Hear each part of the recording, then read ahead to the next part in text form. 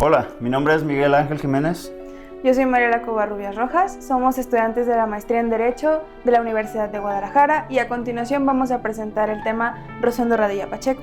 Para la materia Teoría de la Constitución del Estado con la maestra Rosalinda Mariscal Flores.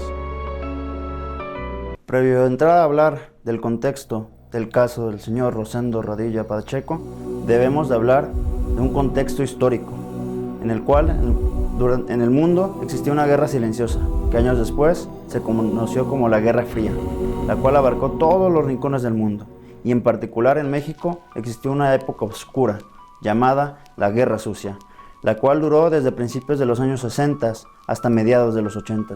Fue un periodo de represión política donde se estima que la Guerra Sucia acumuló aproximadamente 905 desapariciones forzadas. Aunque la desaparición de personas en América Latina se asocia automáticamente con las dictaduras militares de Argentina y de Chile, entre 1970 y 1990, en estos años el régimen del Partido Revolucionario Institucional, PRI, asumió la postura anticomunista que bajo la lógica de la seguridad nacional puso en la práctica una estrategia anti-insurreccionista en territorios donde emergieron grupos armados socialistas. La Guerra Sucia, fue una política de terrorismo de Estado mexicano encaminada a detener, torturar, desaparecer y ejecutar a todo aquel que manifestara su apoyo a movimientos de reivindicación campesina en las décadas de 1960 y 1970, principalmente en los estados de Guerrero. Durante esos años, cientos de activistas sociales fueron víctimas de torturas, ejecuciones y desapariciones forzadas. Estas violaciones a los derechos humanos continúan en total impunidad, donde con total impunidad las Fuerzas Armadas asesinaron y desaparecieron, al amparo de los medios de comunicación, tanto a manifestantes estudiantiles de la capital del país como de todo el país, así como la matanza de Tlatelolco, la matanza de Acteal, el Halconazo, entre otros, como a grupos y líderes guerrilleros del sureste nacional, como el Partido de los Pobres y en el cual estuvo Lucio Cabañas en Guerrero.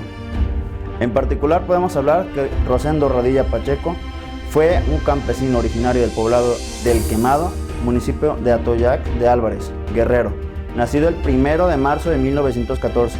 Rosendo fue campesino, compositor, comerciante y sobre todo un líder social ejemplar, en la cual su trayectoria dentro del Congreso Campesino Extraordinario, la Liga Revolucionaria del Sur de Emiliano Zapata, llegó a ser presidente municipal de su natal municipio, donde destacó sus labores altruistas en su comunidad, donde sobresalió el impulso a políticas de educación, salud y seguridad para su municipio. A Rosendo le encantaba cantar corridos, los cuales relataban los hechos sucedidos en su comunidad, luchas campesinas y sociales de la época, las cuales le costaron la vida. El 25 de agosto de 1974, Rosendo Radilla Pacheco, a los 60 años de edad, viajaba con su hijo Rosendo Radilla Martínez, de 11 años. Viajaban en un autobús desde Atoyac de Álvarez a Chilpancingo, Guerrero. El autobús fue detenido en un retén militar, en donde los agentes militares hicieron descender a todos los pasajeros para inspeccionarlos y revisar sus pertenencias. Los agentes militares solicitaron a los pasajeros descender del autobús para revisar su interior. Seguidamente, se les indicó a los pasajeros que abordaran el autobús, con excepción del señor Rosendo Radilla Pacheco, quien quedó detenido, a lo que él le preguntó a los militares cuáles eran los cargos para ser detenido, a lo que un militar le respondió: por componer corridos. El señor Radilla Pacheco, extrañado, refutó: ¿eso es un delito? Y el militar le respondió: no, pero mientras tanto, ya te chingaste. Rosendo Radilla Pacheco solicitó a los agentes militares que dejaran ir a su hijo por ser menor de edad, a lo que los militares accedieron. Asimismo, pidió que le avisara a su familia que fue detenido por el ejército mexicano. Debido al gran contexto de represión y de violencia que imperaba en la época de la familia de Radilla Pacheco, no pudieron presentar una denuncia de manera efectiva ante ninguna instancia local.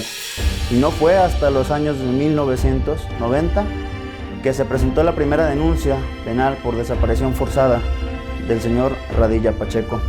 Pese a que se presentó una denuncia ante la Procuraduría General de la República, ante la Fiscalía del Estado, así como a la Comisión Nacional de Derechos Humanos, no arrojó ningún resultado.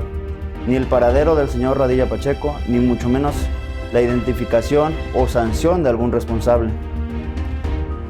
Ante la total impunidad que se acontecía en nuestro país, la familia Radilla Pacheco decidió denunciar en este caso ante la Comisión Interamericana de Derechos Humanos. Luego de analizar su caso, se decidió turnarlo ante la Corte Interamericana de Derechos Humanos.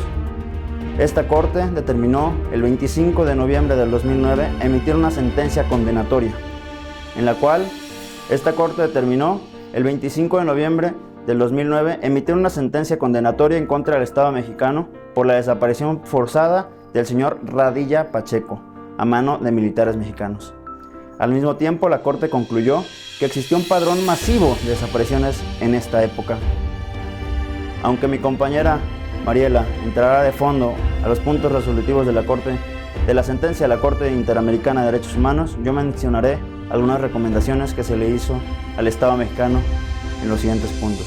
Por ejemplo, se encomendó continuar con la investigación hasta poder identificar, juzgar y sancionar a los responsables del caso de desaparición forzada.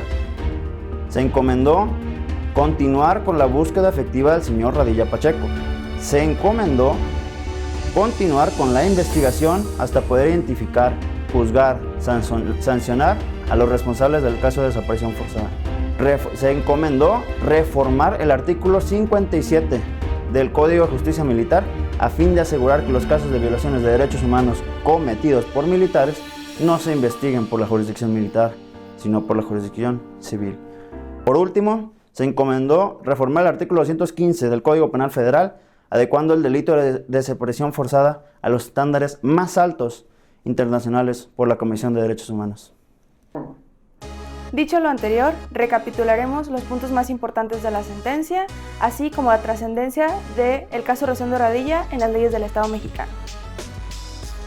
La Corte Interamericana determinó lo siguiente.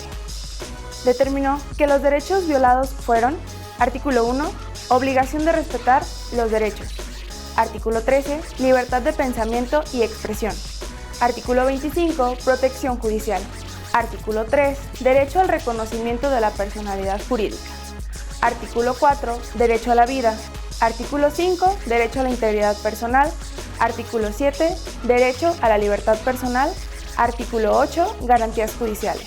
Todos estos contenidos en el Pacto de San José, conocido también como Convención Americana sobre Derechos Humanos. La sentencia se divide en 12 apartados. Los dos primeros hablan de antecedentes y procedimientos de la Corte de San José. En el tercero se analizan 4 de las excepciones preliminares hechas valer por el Estado mexicano, los cuales son los siguientes. La primera, los hechos se generaron antes de la suscripción de México a la Convención Americana sobre Derechos Humanos, pero como siguieron surtiendo efectos, esta se desestimó. La segunda, los hechos se generaron antes de la suscripción de México a la Convención Interamericana sobre Desaparición Forzada de Personas. De igual forma, esta excepción se excluyó. La incompetencia de la Corte para la Carta de la OEA, que es la Organización de Estados Americanos, la misma también se desestimó. Y 4, la incompetencia para conocer presuntas violaciones al derecho a la vida y a la integridad personal en virtud de que la supuesta muerte y tortura de Rosendo se había dado antes de aceptar la competencia de la Corte. Sin embargo, a ciencia cierta no se conoce la fecha de muerte de Rosendo, por lo consiguiente la excepción hecha a valer por el Estado mexicano queda vacía, por lo que continuó surtiendo efectos y por ello la Corte resultó competente para conocer el caso Rosendo Radilla Pacheco. En el quinto apartado se analizó la aceptación parcial de responsabilidad internacional por México. En el apartado sexto se hace el análisis de las pruebas. En el apartado séptimo de la sentencia se estudian las consideraciones previas.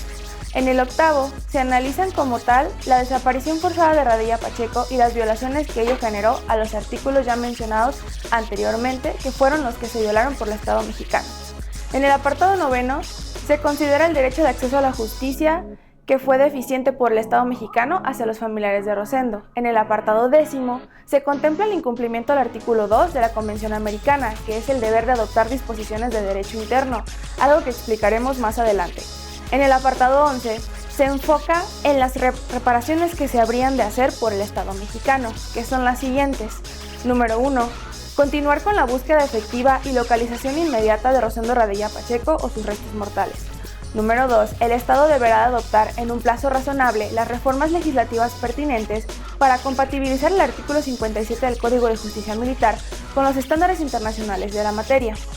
Número 3. El Estado deberá adoptar en un plazo razonable las reformas legislativas pertinentes para compatibilizar el artículo 215A del Código Penal Federal con los estándares internacionales en la materia. Número 4. El Estado deberá implementar cursos permanentes relativos al análisis de jurisprudencia del Sistema Interamericano de Protección de los Derechos Humanos en relación con los límites de la jurisdicción penal militar, así como un programa de formación sobre la debida investigación y juzgamiento de desaparición forzada. Número 5. Publicación de la sentencia en el Diario Oficial de la Federación. Número 6. El Estado deberá realizar un acto público de reconocimiento de responsabilidad en relación con los hechos del presente caso a la memoria del señor Rosendo Radilla Pacheco. Número 7. El Estado deberá realizar una semblanza de vida de Rosendo Radilla Pacheco. Número 8. El Estado deberá brindar atención psicológica y o psiquiátrica gratuita de forma inmediata, adecuada y efectiva a través de sus instituciones públicas y de salud a los familiares de Rosendo Radilla Pacheco. Número 9. El Estado deberá pagar las cantidades fijadas por concepto de indemnización por daño material e inmaterial y el reintegro de costas y gastos según corresponda dentro del plazo de 1 año, contado a partir de la notificación del fallo. En el apartado 12 se mencionan los puntos resolutivos, que a grandes rasgos son los siguientes. La Corte decide rechazar las excepciones preliminares interpuestas por los Estados Unidos mexicanos y aceptar el reconocimiento parcial de responsabilidad internacional efectuado por el Estado. Dicho lo anterior, dado las sanciones que la Corte opone al Estado mexicano, la Suprema Corte de Justicia de la Nación, el Poder Legislativo y el Poder Judicial realiza cambios sustanciales en sus leyes. Siendo el caso Rosendo Radilla Pacheco la primera sentencia dictada por la Corte Interamericana por violaciones de derechos humanos en contra del Estado mexicano, esta sentencia resultó un gran avance en cuanto a las garantías de no repetición. De igual forma, se convirtió en un caso emblemático que tuvo un gran impacto en el sistema jurídico mexicano y en el internacional, propiciando avances significativos en materia de derechos humanos, como por ejemplo, promovió la fijación de criterios de interpretación en materia de derechos humanos, que culminaron con la aprobación de una reforma constitucional en el 2011. Impulsó la adecuada tipificación del delito de desaparición forzada de personas. La reforma constitucional de 2011 otorgó estatus constitucional a los derechos humanos contenidos en tratados internacionales, lo que ha ampliado y fortalecido la exigibilidad de los derechos humanos en México, potenciando así las herramientas y capacidades de la sociedad civil para la defensa de sus intereses y la denuncia de los actos y omisiones de los funcionarios públicos en México. Además, sirve como fundamento para exigir a la Fiscalía General de la República la expedición de copias de las averiguaciones previas. Ahora bien, desencadenado del caso Radilla Pacheco, como se dijo con anterioridad, se dio paso a una importante reforma constitucional en materia de derechos humanos en 2011. Los puntos torales que introdujeron esta reforma son los siguientes. 1. Principio pro persona, el cual establece que en caso de que un juez o una autoridad tenga que elegir qué norma aplicar en su caso, o si esa norma se le puede dar diversas interpretaciones, tiene que elegir la que más favorezca a la persona, sin importar si se trata de una constitución, de un tratado internacional o de una ley.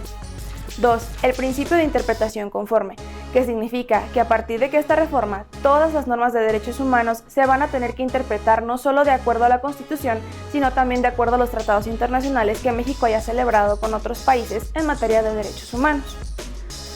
Estos dos principios sitúan a la Constitución al mismo nivel que los tratados internacionales, por lo que a partir de esta reforma también se reconoce los siguientes puntos.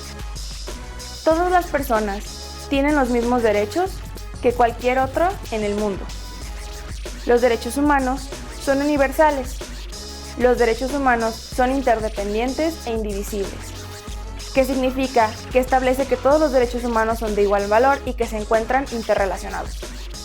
Los derechos humanos son progresivos, lo que obliga al Estado y a todas las autoridades a destinar el máximo de recursos humanos, materiales, presupuestales o el que sea necesario para satisfacer los derechos humanos en materia social, civil, cultural, económica o de cualquier otra índole en sus políticas de gobierno. Se establece además que todas las autoridades y o servidores públicos, sean federales, estatales o municipales, deben de respetar, garantizar, promover y proteger los derechos humanos. Otros ejemplos de otras reformas muy importantes que también se modificaron fueron los siguientes: que los derechos humanos deben ser el principio rector del sistema penitenciario, que los derechos humanos deben de ser principio de la educación en México y deben formar parte de los contenidos educativos. Además, se amplía y fortalece el juicio de amparo contemplado en la Constitución. Se establecen comisiones de derechos humanos estatales y locales. Ahora, el más grande desafío actual en México es lograr que estos derechos se respeten y no solo estén reconocidos en la Constitución.